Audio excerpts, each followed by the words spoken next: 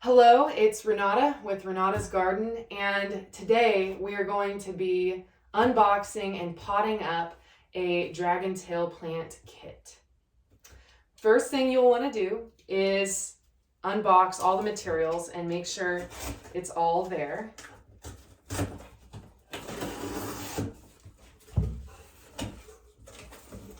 So what you should find in the box is first the plant care instructions, and there should be 2 cards in there.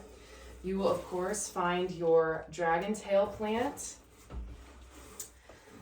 You will find a bag of pre-measured potting media that is custom to the dragon tail plant so it functions well.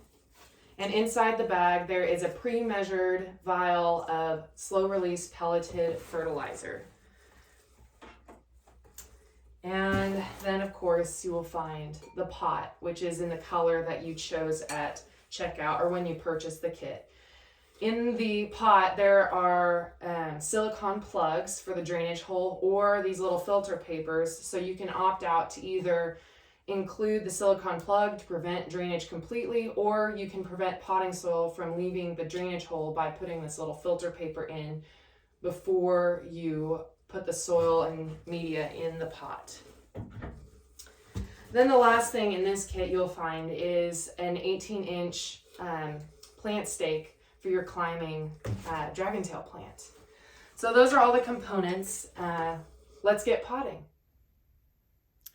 As you can see, I have gathered all of the supplies onto a tray.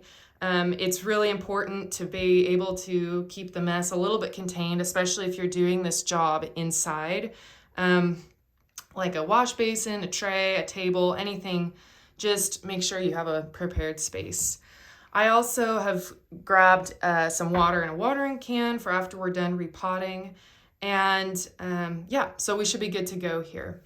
First thing you'll want to decide is if you're going to include the silicone plug or the allow drainage to go out the bottom. I am going to allow drainage, so I'm just going to pop this silicone plug out here. So it's open, and then I'm just going to place this filter here. Keep in mind that you will want a saucer or something to catch water if you do opt to have drainage. That's purely up to you. Okay, so next, you kind of want to gauge how much extra soil you need to put in the pot.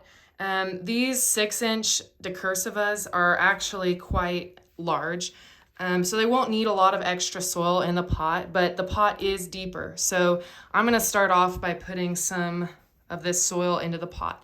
Make sure you pull out your little slow release fertilizer out of the bag so that doesn't end up just in the bottom. So I'm just going to pour some of that in there, level it out. And then one thing that's really important when repotting any plant, if you're putting it in a container, is to make sure that the current soil it is potted in is mixed a little bit with the soil that you're potting into. Because of how water physics work, it's important for the roots to have those two combined. All right, so we got some nice roots on this plant. I'm gonna just kind of break them up a little bit. Here's where the mess comes in. Let some of that soil, that top soil come out. And then I'm gonna mix that in with that soil that I just put in the bottom. Make sure that you don't dislodge that filter paper like I just did in the bottom of the pot. And then you're just gonna pop this guy right in there. Like I said, this is not necessarily an upsize in pot here, but since we are going into winter months, I didn't want to give you a pot that was much larger than this plant because with lower light levels in our interiors, roots don't grow as fast. And so this plant, in general, Rhaphidophora plants, these dragon tail plants, need repotting about every 6 to 12 months. So you might want to take another look at it next spring or next fall and see where you're at. But it's always important with interior plants not to size up pots too big too quickly, because all of that extra soil where there's no roots growing just holds moisture in there and can lead to things like root decay. So I might have put a little bit too much soil in the bottom. Just be careful you don't get carried away, so that you have room for water to set in the container. So you can see that there. The next thing you want to do is take your little slow release fertilizer pellets and evenly disperse those over the soil area. I don't know if you can see what I'm doing there.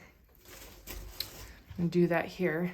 Slow release fertilizer pellets are great for interior plants because you can just put it in and then you won't need to reapply it for 6 months. It's a really easy care thing. You just want to make sure in future when you apply it that you pay attention to the bottle recommendations.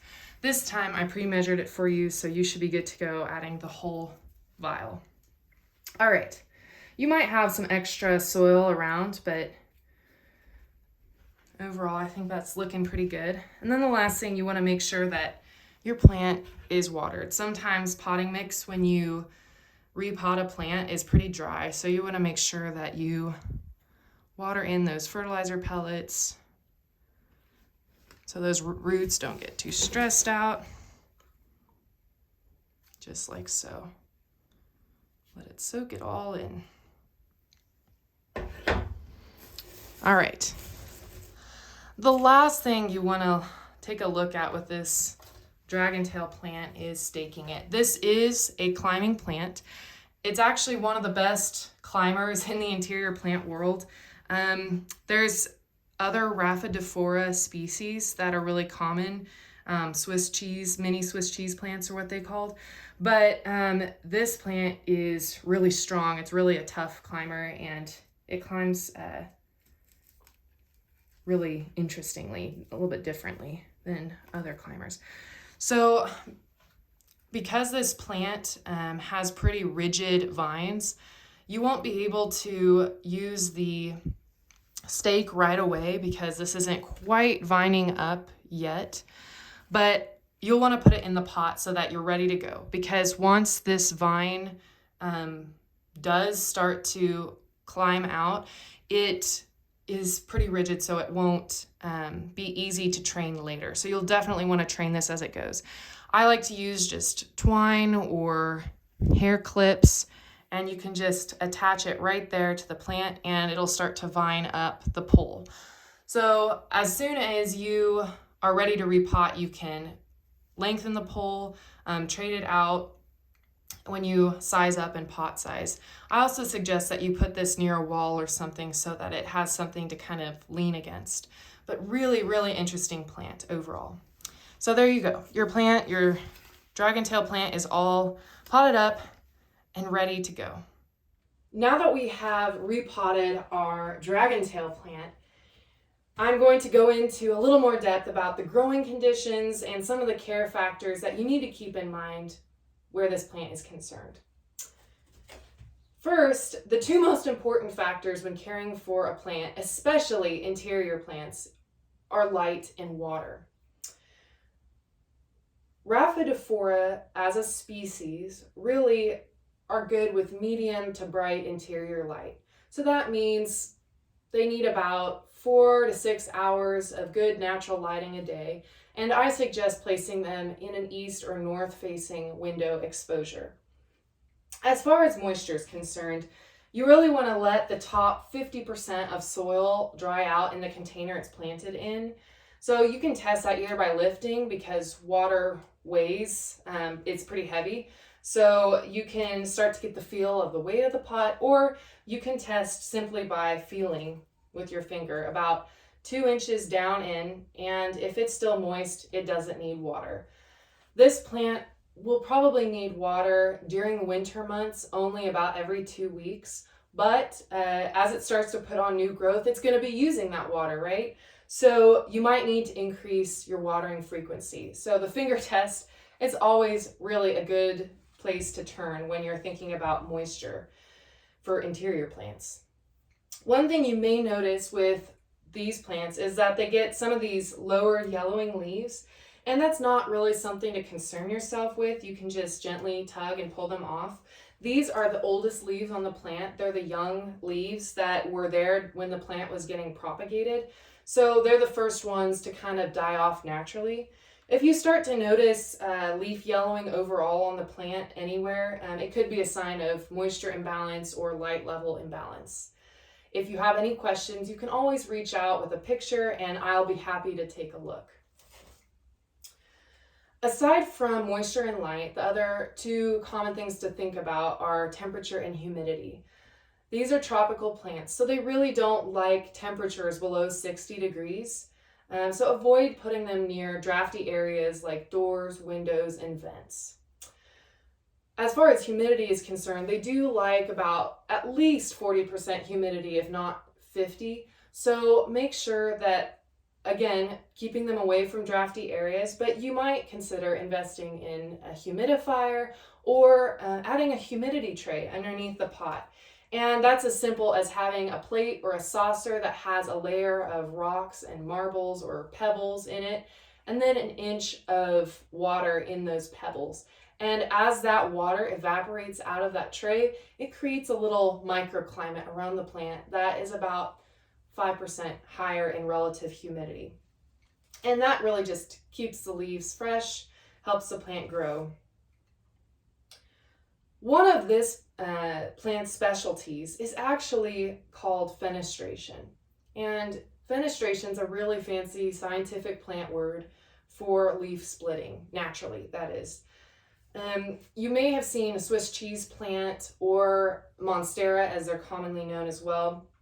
And naturally, as the leaves mature and the plant gets larger, the leaves get bigger and they start to naturally split, giving them their name Swiss cheese plant. And that's actually called fenestration. And this plant fenestrates. So as these leaves mature, as the plant grows, continues to grow, and it has proper light requirements, the plant's leaves will actually start to naturally split, which is really cool to see. It's a little bit of why it gets its name dragon tail plant. So that's really, it's a really fun process to watch happen, especially if you're a plant nerd like me. Again, if you have any questions about your dragon tail plant, feel free to reach out. I'm always here to help. A couple last things to touch on with your dragon tail plant. It is in the Araceae family, or the aroid group, and that is basically the anthuriums, philodendrons, monsteras. So one thing this family has in common is it has these special crystals in the plant, and that can cause toxicity levels for animals. So I would suggest keeping this plant out of the reach of your cats or your dogs. They have to ingest quite a bit to actually have an effect, but it's always better to be safe than sorry. And the last thing, speaking of munchers, you want to think about common pests for the plant. And I've listed a few on the care card for you to look into, but really when it comes down to it, if you don't have a big, huge plant collection and you're not bringing in plants constantly, these plants are pest-free, and so you shouldn't have an issue with them. But if you ever do have questions about pests, again, give me a shout. So that's really all that you need to keep in mind with Rhaphidophora decursiva.